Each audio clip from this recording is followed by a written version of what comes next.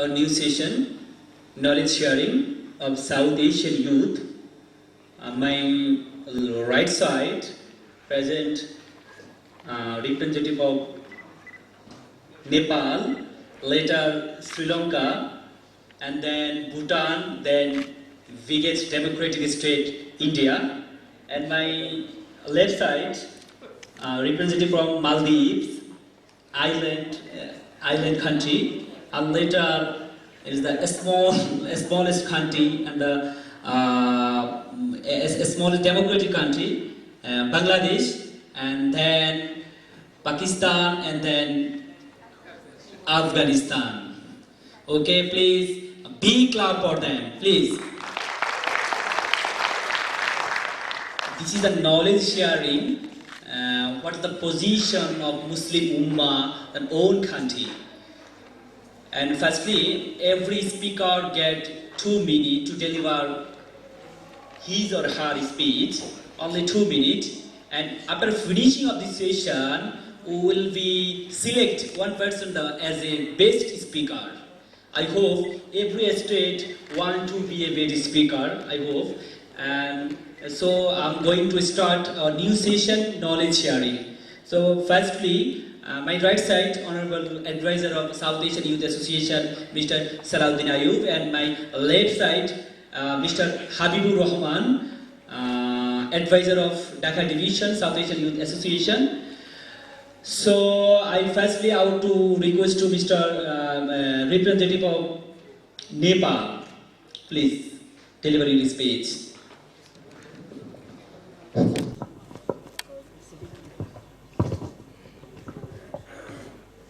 Assalamu alaikum. You can sit. Okay. Assalamu alaikum. Rahmatullahi wa barakatuh. As you know that I am representing my country Nepal. Myself, Abdul Karim Khan. Actually, I am from the rural area of Nepal, Saterai. The district name is Rupandehi. It is near to the India border. So, my experience about my Muslim community in my area, I express that in my village, only few of houses of Muslim in majority of Hindu people. But we are there very, very safe, as you are seeing every day in all the world. The more the people are Muslims, they are fighting to each other. As, for example, you are seeing that in Bangladesh, Pakistan, these are the countries. But in Nepal, you can live anywhere, any corner of Nepal with peaceful. And in all the zones, all the area of Nepal is majority of Hindu people, but you can find the mosque and Muslim people everywhere, in every city. And the point is that Dawa. Here we listen that Dawa program. In Nepal also Dawa program is going, and the various country of people coming there, and they are delivering Dawa in our country. That's much. Thank you very much. Thank you, brother. I have a question to you. Some days ago, Nepal constitution has been amended from Hinduism to secularism. Have you had any impact upon Muslim by this amendment? I don't think so. You don't? Okay, no problem. I hope this is a matter of a state. I hope there is no impact upon Muslim by the changing by amendment of constitution. I hope that. Okay, but then later then I would to request to Mr. Representative of Sri Lanka. Please deliver your speech.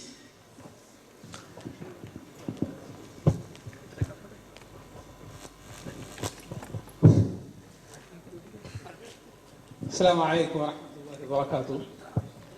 Today, if I pick any member of this audience and ask you which is the oldest continually Buddhist country in the world, you might say it is China or Bhutan or Myanmar sometimes, or you might go for Nepal, of course, just next to me. Respected guests, my dear delegates, and ladies and gentlemen, you are wrong. I am a proud Sri Lankan, and technically that makes me a Buddhist also. Why I say that is, Sri Lanka is currently the oldest Buddhist country in the world with a majority of Buddhists. And it was a Buddhist country when it was recorded in the history, and still as it is. Starting from the 6th century, Arabs came into Sri Lanka, they migrated, they settled down, and then later in the 1700s, it became a colony when they settled down. And there were immigrations from Malaysia, Indonesia, Java, India, and also Bangladesh. This gave a mixture of people there. And this mixture constitutes of the Muslims there. We, from the old days, have been the advisors of kings. We have been the guardians of their properties of Hindu temples and Buddhist temples as well, if you see the books of history. Also, we were the renowned doctors in Sri Lanka. With these posts, later we transformed ourselves into a very important part of community in Sri Lanka as well. All this brings us to say, what is the constituent percentage of Muslims in Sri Lanka? We are a small, beautiful country of 20 million people, and Sri Lanka is just 2 million of them. But if you go into a Sri Lankan and ask you, and he asks you about the discrimination between a Muslim and a non-Muslim, you won't find any, I think.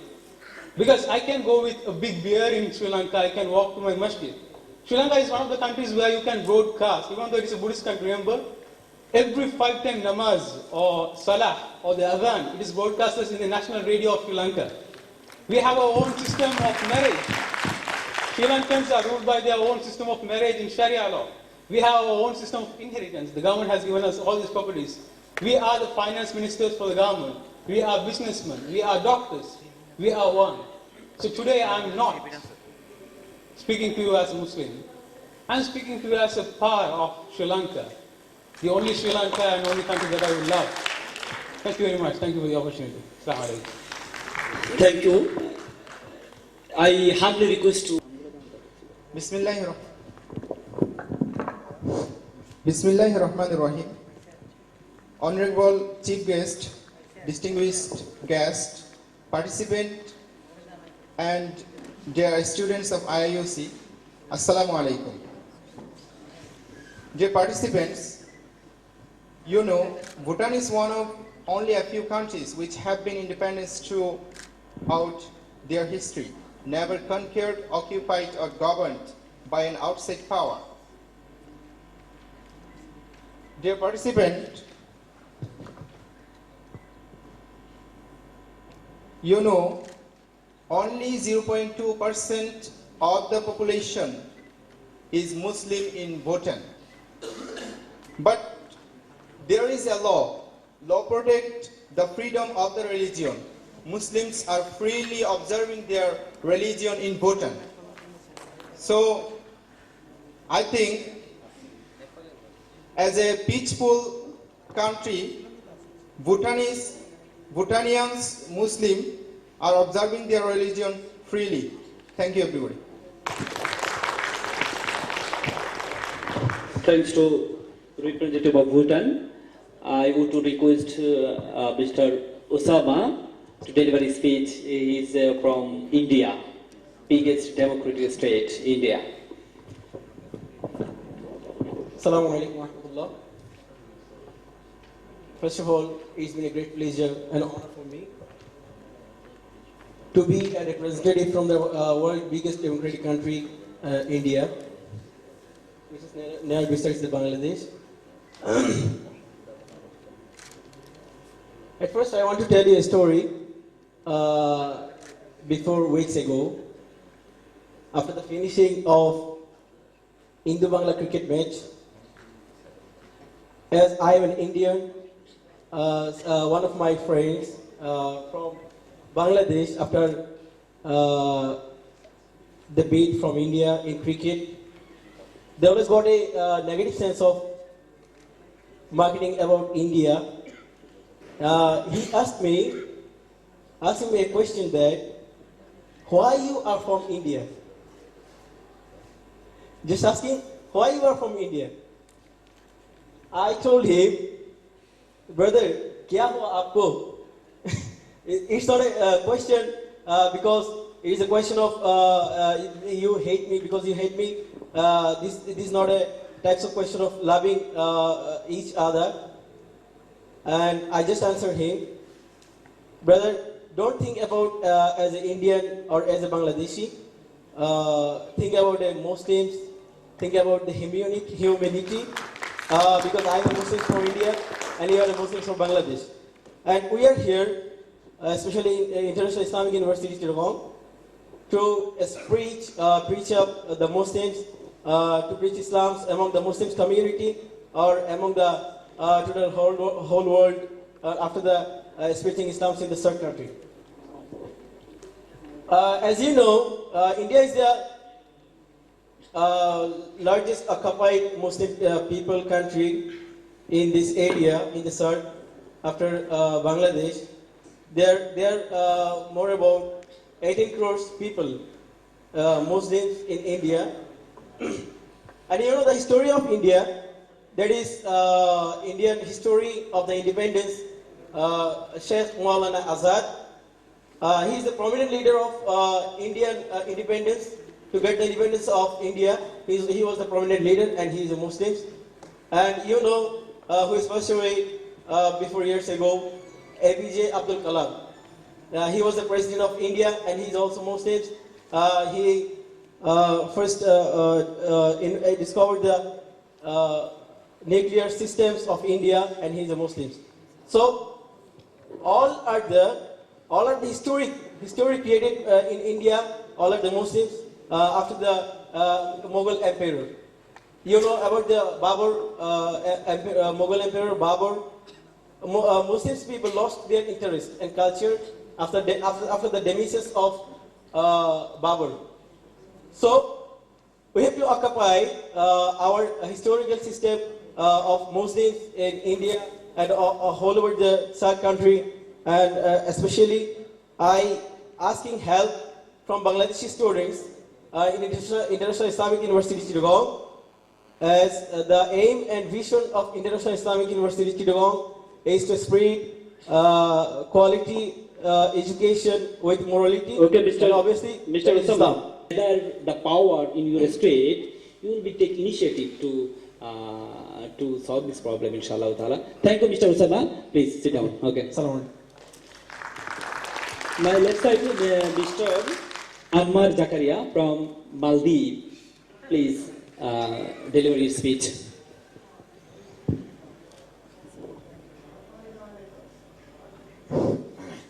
Assalamu alaikum wa rahmatullahi wa barakatuh. Thanks to the authority to give me such an opportunity to introduce my country to you, and it's been a great pleasure to me. Maldives is always described as a 100% Muslim country. But actually, the Muslim population of this country is 99.41%. And the lower percent are the travelers or visitors from another country, because Maldives is a great place for the visitors and great place for the da'is. Few months ago, the great scholar Zakir Naik has went there to give da'wah to the ummah, and a person asked him a question, and he said that I am Maldivian but not a Muslim. And Zakir Naik said that, so 100% minus 100% minus 1. So because of being a 100% Muslim country, Maldives is a great place for the Muslims to give dawah and to communicate with each other. and I humbly invite you to go there to visit my country. It is as it is an island. It is be great pleasure to you, great opportunity to you. Enjoy the nature of Allah there. And according to the constitution of Maldives, which was passed in 2008, all citizens of Maldives required to be Muslim. Non-Muslim may not be citizen of Maldives. It is their constitution. So we think that Maldives is a great place for the Muslims, for the Dais. Thanks to you all. Assalamu alaikum. Thank you, Mr. Ammar Zakaria from Maldives. I would request to Mr. Shahid from Bangladesh, representative of Bangladesh. Mr. Shahid. Thank you, dear moderator. Respected chief guest, other guests, and the audience. Assalamu alaikum warahmatullah. I am here playing the role of the representative of Bangladesh. 90% of the population of Bangladesh is Muslims.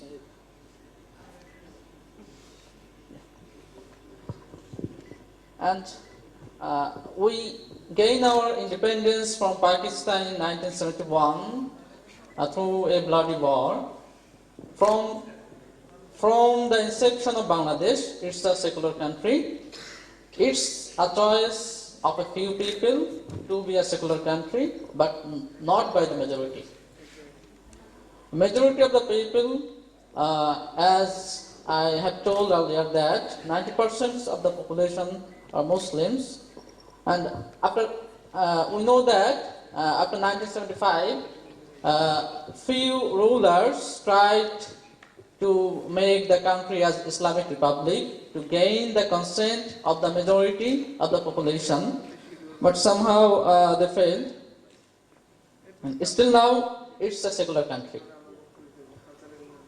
And as we have majority Muslims here, 90% are Muslim, but the Muslims can't play their role properly here. As I told, that there are huge propaganda against the politicization of religion. Okay, it's a part of Islam, but there is a huge propaganda about this aspect of the religion, and media always getting this kind of propaganda, and some leftist parties are active in this regard. So, especially the religious parties can't play their role independently here. They feel Shahid. great oppression here. Mr. Shahid, please Yeah. sit down. We have not a sufficient time to give a sufficient time. Okay, please Thank you. sit down. Thank you. Thank you. You know that Pakistan and Afghanistan maybe that are similar state, similar name, similar behavior, similar approach, and similar caste. So we have not a sufficient time. Due to it, only one girl delivery speech. Okay, please choose who. Only one. We have not a sufficient time. Due to it, only Mrs. Kulsum from Afghanistan and representative of also Pakistan.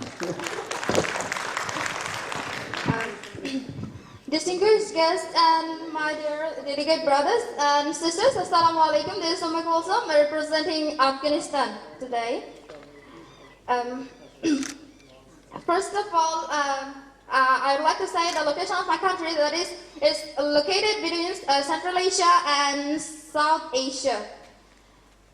We're 32 million people here, and in our country there is no intercommunal riots like other countries. Here, the population are the Muslims are 90% of the country. in spite of it, the population of Afghanistan are going through lots of hardships because of repeated war. And since the invasion of the United States in 2001, Afghanistan is in a problematic situation completely. So the people here are living a completely insecure life. The infrastructures have been destroyed completely. There is no infrastructure. The educational system, there is no discipline at all. Neither in the case of social, political or economic condition, all the systems have been devastated completely since the invasion of the United States in 2001. And we are really very much worst nation in the world. That is, we are being repeatedly oppressed by the same country with repeated bombs and drones and etc. We don't lead a peaceful life in our country, even in our own country. And moreover, the condition of female is very worse. That is, they are not getting the scope for education, for empowerment, and etc. Actually, we would like to say that we are the worst victim of international politics. Okay, I'm complaining within 5 seconds. Okay, I'll give you only 15 seconds. Thank you, thank you. I'd like to say that we are the worst victim of international politics. Thank you. We hope by your hand, Afghanistan, the procedure of Afghanistan and propaganda about Afghanistan will be changed, inshallah ta'ala. Okay, brothers, we are going to the ending session of knowledge sharing. I would request to Mr. Salahuddin Ayub, advisor, South Asian Youth Association, to declare a best speaker, name of best speaker to declare by Salahuddin Ayub. Everyone did well actually. Most of them are described their country very seriously. But we are sorry for not giving you so much time for hearing your information correctly.